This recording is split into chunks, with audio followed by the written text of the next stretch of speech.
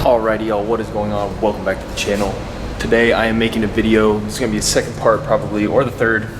This is going to be second or third part of the video on how I made this Shanty to Chic Farmhouse Nightstand. The plans that I followed and all the details on this build are going to be in the description below, so be sure to check that out if you want to build this, if you don't want to build it, if you just want to see kind of how the process works. I don't really cover everything on video, unfortunately, but yeah, if you want to see how I built this, go check out the video. Otherwise, enjoy the video.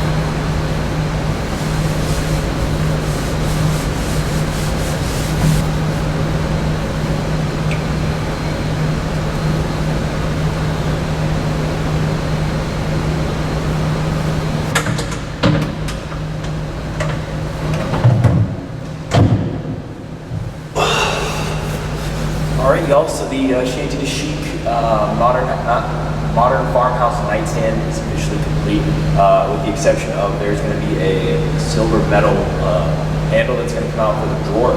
But other than that, there's a couple things that I liked and disliked about this build. The first thing is that there were a lot of pocket holes, and just kind of weird, quick structural things that, I don't know, they're kind of goofy. Another thing that I don't like about this is that the back panel on this does not actually cover the whole back. It leaves like an inch and a half, maybe a half inch of room on either side except the bottom. So the bottom is flush, but everywhere else has like a half inch gap, which I'll show you guys here in a second. Drawer slides were weird for me for the first time, but I figured them out eventually. And then this wood stain, I don't know, I like natural wood stains, and this kind of just doesn't really look that natural at all.